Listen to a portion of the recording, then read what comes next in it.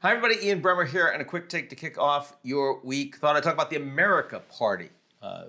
Not very imaginative as a name, but it is, meant to be a new party for the United States. An America First party. There is already a party that has America First as a slogan. No worries. Elon Musk is the world's richest person.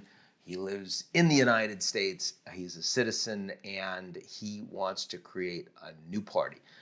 Because he's pretty angry with Trump. That's recent. He's gotten pretty angry with the Democrats. That's less recent.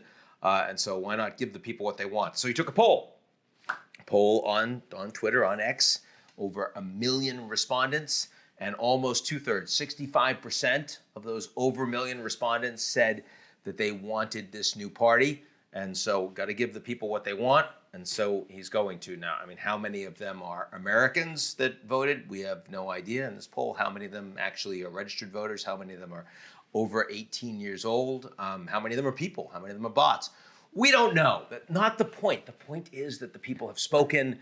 And because the people have spoken on Elon's poll, we now should have this party, at least as long as he remains interested in having such a party. It is the America Party. And what does it stand for? Well, I mean, it's meant to end the uniparty. Trump is not a part of the uniparty, in my view, at least not on immigration and closing the border. He certainly has broken what had been consensus dysfunction there. And trying to actually end wars, and he's broken what had been consensus in the uniparty, the so-called uniparty there. He's not in terms of draining the swamp, and he's not in terms of reducing the deficit. There is clearly a strong alignment between Democrats and Republicans. They want to spend more money, and they want wealthy people to benefit dramatically. Are certain members of Congress more interested in those policies than others? Sure. You got Bernie Sanders out there. There are some others that certainly would like to see more redistribution.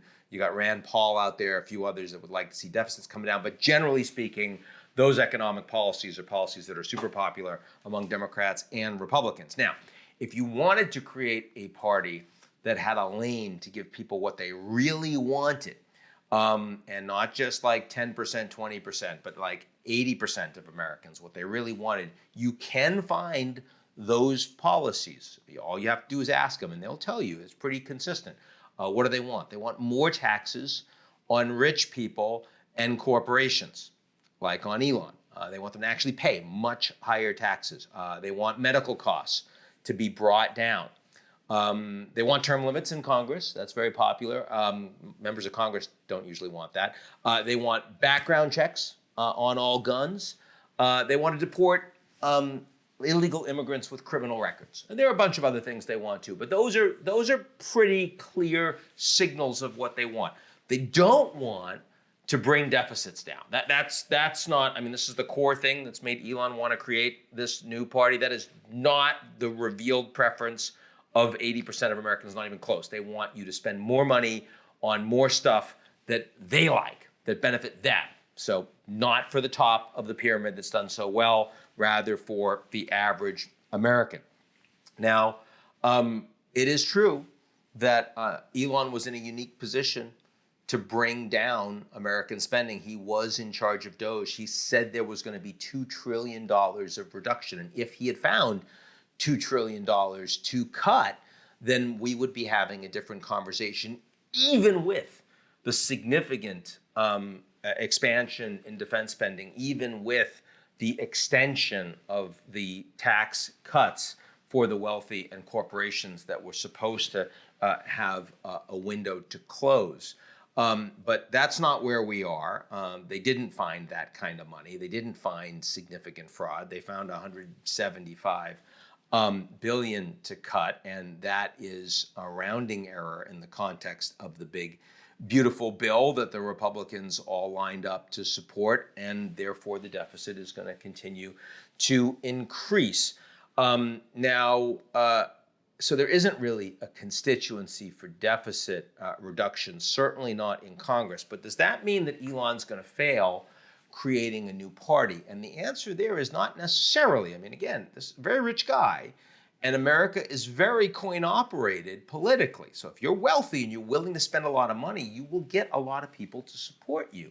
And specifically, if you took that $250 million and instead you were to divvy it up, not for one presidential candidate, but instead a significant number of members of the House in safe seats, so seats that they're going to win on the basis of their own name recognition, I think that there are a number of them that would be willing to ditch the Republican Party or Democratic Party for personal enrichment. I mean, support their campaigns with vastly more than would normally be raised in those districts, and also give a bunch of money to them directly as consultants, invest in their family businesses, you name it, which again, we see happening all the time now in the US. I oppose it. I think it's really bad for democracy, but it is the system that exists in the US right now. If Elon wanted to take, say, $25 million each and give it to 10 different safe seats, you wouldn't have to wait for midterms. You could probably get 10 people. Certainly there are 10 members of the House that are suitably venal, that they'd willing to flip immediately to an America party and actually form a new, very small king-making coalition. Now, the issue is that these are not people that would be able to drive legislation. What they could do is block things. They could prevent legislation from getting passed. And it's unclear how exciting that is to Elon in an environment where the single big piece of legislation has already just passed. You've just gotten it through. I mean, you've got the trillions and trillions of dollars to spend. There's not much else in the near term that they're fighting for in terms of big legislation. But he could certainly have impact, far more impact than any one individual outside the present political structure could have. So that's interesting and worth watching. There's another issue, of course, and that is how Trump is going to respond, because Trump is not going to be happy with the fact that Elon is messing with MAGA, is messing with America First, is taking his resources and devoting it to something that isn't driving headlines for Trump. For the last 5 minutes, I've been talking about Elon and his party. I haven't been talking about Trump and his party. And as we all know, Trump loves headlines, but they have to be about him. So anything that's going to be getting more political attention to something that isn't Trump, to something that is building popularity away from Trump, is something that Trump will truly despise. Most important to him, even more than money, right, is the amount of attention, the amount of airspace that he's taking up and how much people are talking about him. So that's something that he's going to seriously oppose. And at least for now, Elon has a lot more money, but Trump is a lot more powerful.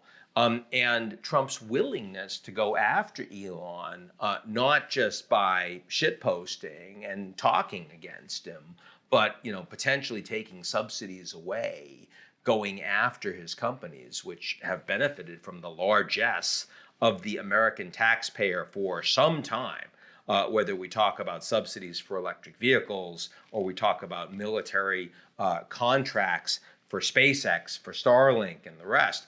Those things Trump could easily work to take away. There could be investigations against Elon. They could take away his clearance, his national security clearance. All of those things, would be up for grabs for someone that Trump would consider, enemy number one. And he's done a lot worse to people that have done a lot less to him over the past months. So that, I think, should be a significant concern, and perhaps makes it much more likely that ultimately this doesn't become a full-fledged party as Trump starts flexing. And then the third issue, which is that, Elon, as incredible of a serial entrepreneur he has been in the United States, he also has an attention span that is subject to distraction if it's not core to making money and building stuff for Elon. And this is not going to be core to making money. In fact, it's probably going to be precisely the opposite. And so the question is, how likely is Elon to get bored, to get frustrated, to change his mind. And therefore, that is a major discount variable for anyone that doesn't have money locked in from him to get on board with his party. And so, am I shocked that, Scaramucci is saying that he's interested, or am I, Andrew Yang, two people I actually get along with very well. No, because they're folks that have kind of been out there looking for a third wave for some time, but I think it's hard to imagine a much broader movement unless there's much more stickiness and commitment with leaders you can really believe in.